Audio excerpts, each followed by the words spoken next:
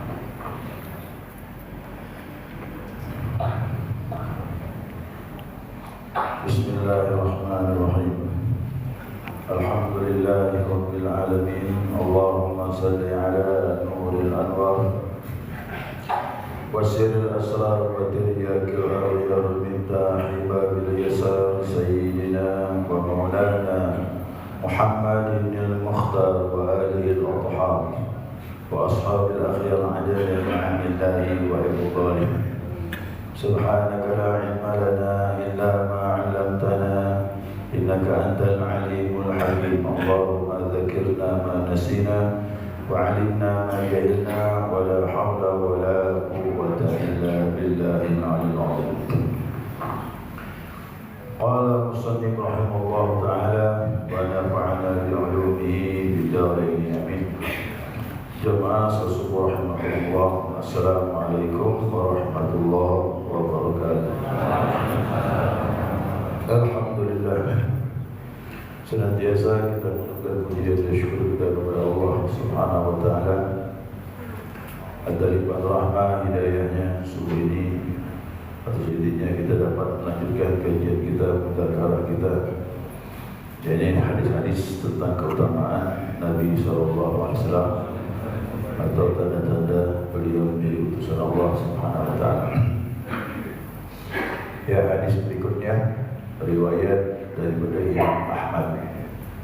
Imam Ahmad bin Hanbal membawa sebuah hadis riwayat daripada sahabat Nabi, yakni Ali bin Abbas radhiyallahu anhu qala, dari Abdullah bin Abbas, Allah ridha kepada keduanya, telah berkata, tasyawarat Quraisy lailatan bi Makkah. Nah, orang-orang Quraisy pada suatu malam mereka bermusyawarah di Mekah. Ya. Faqala ba'duhum, maka sebagian berkata, idza asbaha fa'athbituhu fil wafa. Apabila tiba waktu pagi, kita dapati Muhammad, kita ikat dia. Kita ikat dia dengan tali. Ini desas-desusnya Nabi mau hijrah. Desas-desus Nabi mau hijrah telah didengar oleh pemuka Quraisy. Dan mereka khawatir nanti pada hijrah ke Madinah Islam bertambah kuat. Sebelum Nabi berangkat, jadi malam itu mereka sudah bermusyawarah. Dia bilang, kita ikat. Kalau dapat Nabi, ikat. Yuriduna Nabi SAW. Jadi yang dimaksud diikat itu ya Nabi SAW. Faqala ba'duhum. Sekali sebagian juga berkata, macam-macam pendapat ya, orang musyawarah. Ya, orang musyawarah itu macam-macam pendapat. Jadi satu bilang ikat. Faqala ba'duhum, sebagian lagi ngomong, bal uqtuluhu. Jangan ikat, bunuh saja. Itu ide kedua itu yang menyerang itu. Ya kan? Bunuh saja, kata dia, selesai. Wa qala ba'dhum, sebagian lagi memberi saran, bal akhrajuhu. Tak usah dibunuh. Dia bilang kita usir. Kita usir dari Mekah, selesai. Dia tak tahu nak hijrah ke Madinah. Jadi macam-macam lah pendapat yang muncul. Malam itu fa'atla Allah Nabiyahu sallallahu alaihi wasallam ala dzalik. Allah Subhanahu wa taala memberitahu kepada Nabi Muhammad sallallahu alaihi wasallam tentang rencana jahatnya. Jadi inilah kelebihan Nabi yang gitu. Dua pemberitahuan, kadang Jibril datang, kadang langsung dari Allah Subhanahu wa taala. Jadi Nabi ini berkomunikasi dengan Allah kapan saja. Makanya kadang-kadang sahabat itu kalau ngomong dengan Nabi ada beberapa sesuatu yang tidak pas, takut. Kenapa? Takut pemberitahuan dari Allah. Baik berupa hadis kursi, ucapan Nabi, ataupun langsung dari Allah SWT. Tiga macam ya. Hadis dari Nabi manakah langsung. Yang kedua hadis kursi, firman Allah, cuma kalimatnya dari Nabi Muhammad SAW. Yang ketiga yaitu Al-Quran, ya, melalui Jibril alaihissalam. Nah, jadi rencana orang kafir Quraisy malam itu langsung diberitahu Allah kepada Nabi Muhammad SAW tentang rencana jahatnya. Nah, apa keputusan Nabi? Fabata Aliun, ala firashin Nabi SAW tilka lailati. Nah, maka Ali disuruh menginap di atas tempat tidurnya Nabi Muhammad SAW pada malam itu. Ini yang saya sampaikan ya. Nah, jadi malam hijrah itu, jadi tempat tidur Nabi itu ditempati oleh Ali bin Abi Thalib. Wa kharaja Nabi SAW hatta lahiqal bil ghar. Nah, maka Nabi pun keluar pada malam itu sehingga beliau menuju ke gua. Gua apa namanya itu? Hah? Nah, tahu kan? Nabi hijrah, beliau keluar menginap di sebuah gua. Nama guanya? Gua Thur. Bukan Gua Hira. Kalau Gua Hira itu pertama kali menerima wahyu. Nah, jadi Nabi hijrah itu dia menginap dulu di Mekah itu ke Jabal, sebuah gunung di situ ada gua namanya Gua Thur. Itu mohon maaf ya, arahnya ke selatan. Madinah itu arahnya ke utara. Nah, ini menghilangkan jejak, mengecohkan orang kafir. Kan bingung, apa dasar? Tidak boleh, strategi, itu strategi. Nabi itu 12. Begitu pun masih dapat. Dapatnya apa? Bukan tempat Nabi didapatnya, tapi jejak. Jadi sebabkan teruskan. Nah, wabatal musyrikuna yahrusuna aliyan yahsabunahu nabiyya sallallahu alaihi wasallam. Nah, maka orang musyrik pun dia menginap di rumah Nabi, menjaga Nabi, bermalam di rumah Nabi Muhammad SAW. Yahrusuna aliyan, mereka sebenarnya menjaga Ali. Yahsabunahu nabiyya sallallahu alaihi wasallam, mereka menyangka itu Nabi Muhammad SAW, padahal dia menjaga Ali, bukan menjaga Nabi. Walamma asbahu saru alaihi, maka tatkala pada waktu pagi bangkitlah semuanya. Cuma bangkitnya waktu pagi, pagi-pagi bangkit ya, bangun dari kelelapan. Nah, falamma ra'au aliyan radallahu mukrabu, maka begitu didobrak pintu rumah Nabi itu, maka dia dapatkan di situ yang ada jemaah Ali. Nah, situ ada Allah menolak makar mereka. Artinya Allah menggagalkan tipu daya. Faqalu, maka dia temui Ali, dia berkata, aina sahibu hada? Mana kawan? Bila kawan baru. Itu orang kafir kalau belum masuk Islam ngomong untuk Nabi gitu aja. Kasar, mana kawan dia? Nabi bilang. Nah, itulah saya mohon maaf ya. Jadi sahabat ni kalau dah masuk Islam, dia dengan Nabi itu dia beradab, tak mau manggil nama. Apalagi kau bilang kawan ke mana tak boleh. Yang dimaksudkan Nabi Muhammad bilang kawan itu suul adab. Seperti Khalid bin Walid. Khalid bin Walid itu kan memerangi orang-orang yang tak keluar zakat. Waktu itu khalifahnya Abu Bakar. Zaman Abu Bakar ini kan untuk mengembalikan keadaan kondusif seperti biasa itu rumit. Karena begitu meninggal Nabi Muhammad, yang ngaku Nabi muncul. Kan kacau keadaan. Keduanya zakat banyak yang tak keluar zakat. Nah, itulah ditemukan dari pemuka Bani Tamim itu. Tak mau keluar zakat dia. Dari suku Bani Hanifah itu. Tak mau keluar zakat. Pemimpinnya dipanggil sama Khalid bin Walid. Kenapa kau tak mau keluar zakat? Ini Amir Mukminin Khalifah Rasulullah Abu Bakar mengatakan jangan dipisahkan antara salat dengan zakat. Allah bilang aqimus salat wa atuz zakat. Dekat. Kalau sudah kau salat wajib keluar zakat. Kalau keluar zakat wajib salat. Nah, dia bilang dulu, muka bin Tamim dia bilang, dulu kami taat, tapi sekarang untuk zakat kami ngurus.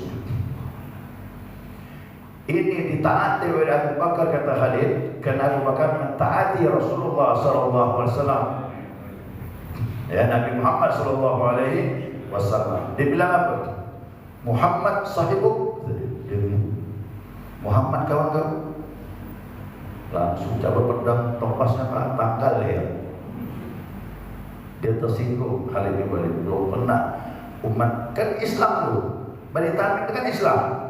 Cuma dia tak mau keluar zakat, tapi dia mengaku Nabi Muhammad sebagai Nabi, tapi omongannya kasar.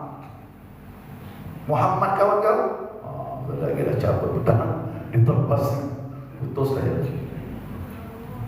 Sampai seperti itu, Pak. Sahabat itu dengan Nabi. Nabi tak pernah tersinggung. Zaman Nabi dilecehkan, diumpat macam-macam, Nabi tak pernah tersinggung. Tapi sahabat dia tersinggung. Kenapa? Ini orang yang diikuti, yang wajib ditaati. Ini perintah Allah. Ati'ullah wa ati'ur. Taat kepada Allah, taat kepada Rasul. Taat kepada Rasul dilecehkan, maka ditepas, Pak, putus leher.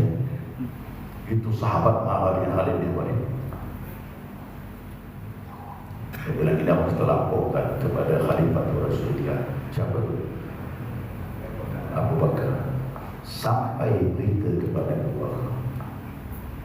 Abu Bakar bilang dia pantas untuk dapat itu. Begitu Abu Bakar jawab. Nah, bagaimana mungkin dia sudah tidak mentaati Rasul, nyebut tak ada adab. Berarti pertama tindakan Khalid itu kerana dia sudah melecehkan zakat. Nanti jamaah boleh buka kitab-kitab fikih. Kewajiban zakat, siapa yang menentangnya kafir. Kalau sudah kafir, berarti halal darah dia. Dihukum pancung dan jangan ditanam di makam orang muslim. Kita ini kan bukan negara Islam, makanya kita tenang-tenang ya, tak keluar zakat tu. Tapi kalau negara hukum Islam, itu zakat diambil. Mau tidak mau diambil. Kalau dipertahankan, dirampas. Kalau dia bentuk pasukan, diperangi. Oh, gitu deh. Nah, jadi saya ini terus terang menyampaikan ini, walaupun kita bukan negara Islam, paling tidak kita mempertimbangkannya. Tidak boleh main-main dengan zakat. Karena zakat itu hak fakir miskin, harus sampai. Kalau tidak ada pemerataan nikmat bagi umat Nabi Muhammad SAW. Ya, inilah dia. Aina sahibuk hadha? Mana kawan kau, kata orang kafir Quraisy tadi kepada Ali bin Abi Thalib. Qala la adri, kata dia. Aku tak tahu, kata Ali bin Abi Thalib. Tenang ya, Ali bin Abi Thalib. La adri. Aku tak tahu. Apakah Ali bin Abi Thalib binasa? Padahal itu riskan sekali, risikonya tinggi. Nah, makanya pernah saya sampaikan, sebelum Rasulullah meninggalkan rumah malam itu, Ali bin Abi Thalib telah diingatkan oleh Nabi Muhammad SAW. Itulah muncul diskusi riwayat dari Ali bin Abi Thalib. Allah berfirman, ya Ali, Allah berfirman. Barusan Allah berfirman kepada Rasulullah. Allah bilang, la ilaha illallah hisni, wa man qalaha dakhala hisni. Allah berfirman, ya Ali, Allah bilang la ilaha illallah itu bentengku. Siapa yang mengucapkannya masuk dalam bentengku. Nah, wa man dakhala hisni amina min adzabi. Siapa yang masuk dalam benteng aku aman daripada azab. Nah, itulah penalkinan yang pertama kali kepada Ali bin Abi Thalib sebelum Nabi berangkat. Maka diisi dulu dada Ali itu dengan kalimat la ilaha. Makanya aman dan dia tenang, jadi menghadapi orang-orang Quraisy, padahal risikonya tinggi itu.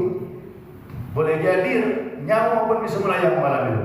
Karena orang kafir Quraisy cari Nabi Muhammad tak ketemu, kan marah. Boleh jadi Ali bin Abi Thalib jadi sasaran. Ya, ini biasa nih. Orang marah-marah di kantor.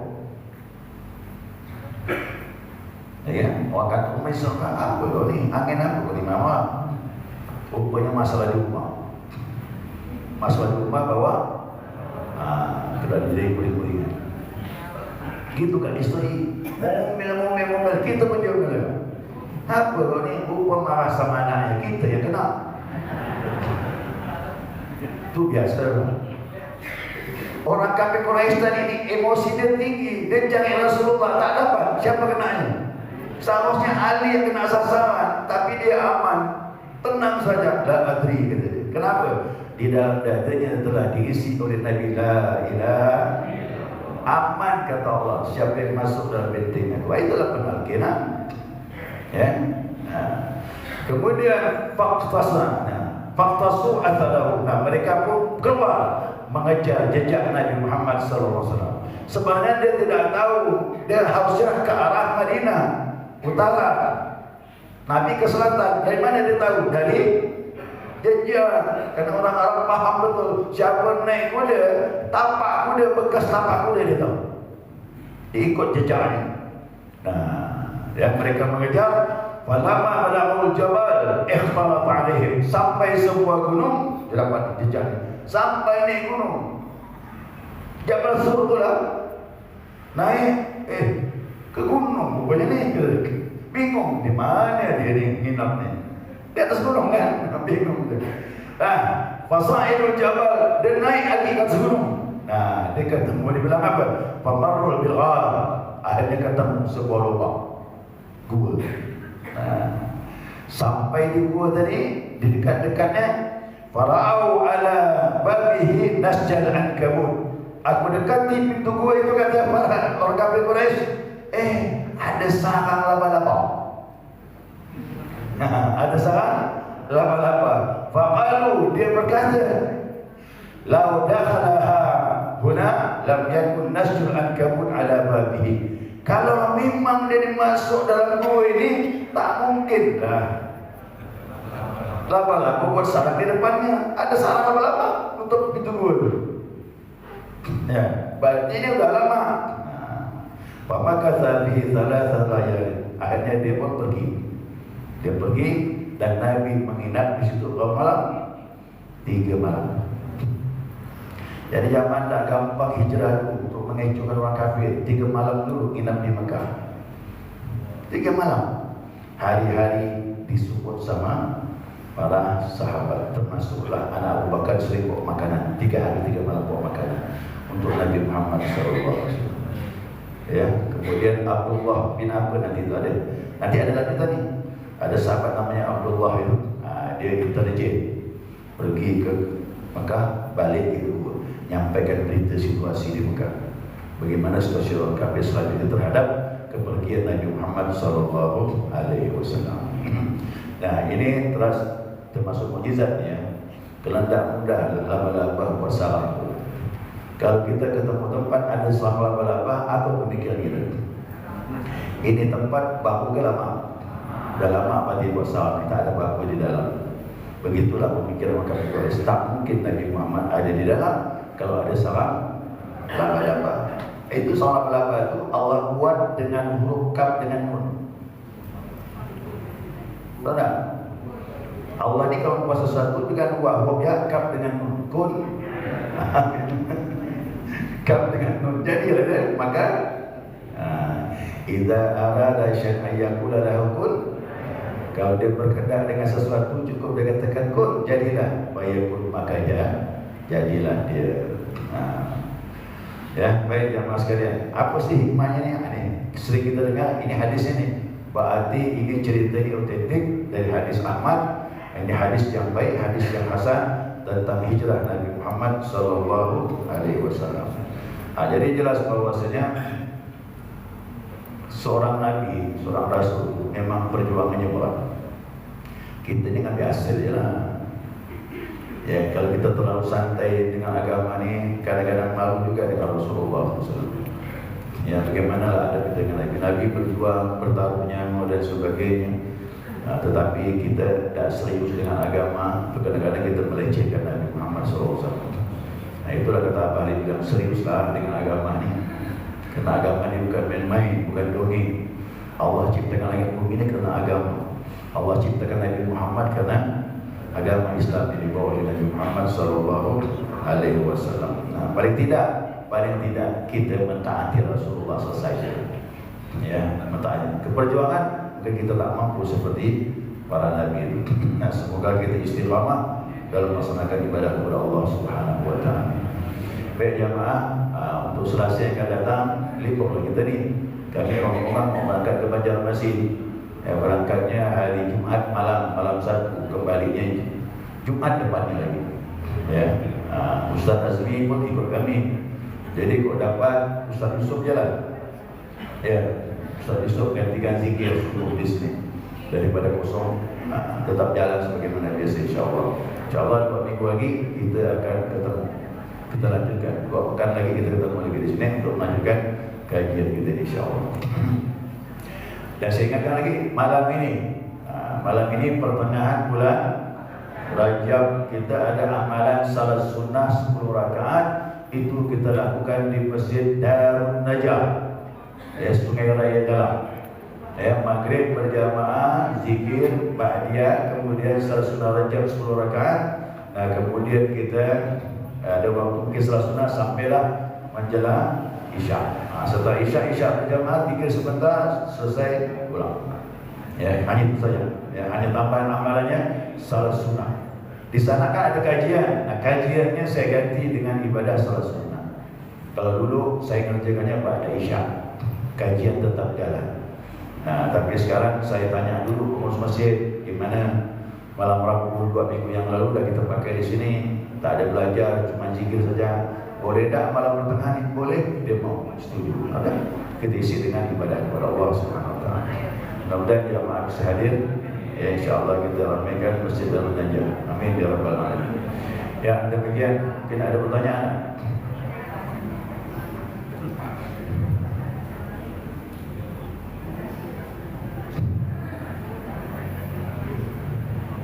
Tak ada?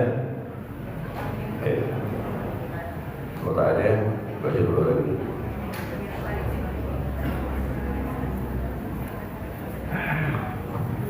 Alhamdulillah, tak kuasa.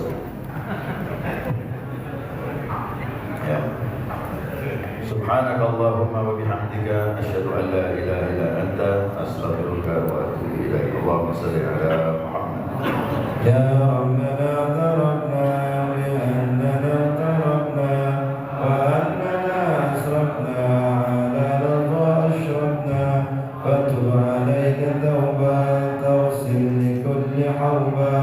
واستر لنا العورات وآمن الروعات واغفر لوالدينا ربي ومولودينا والآل والإخوان وسائر الغلان وكل ذي محبة وديرة أو صحبة والمسلمين أجمعين ربي اسما فضلا وجودا منا لا باكتساب منا بالمصطفى الرسول نرضى بكل سوري صلى وسلم ربي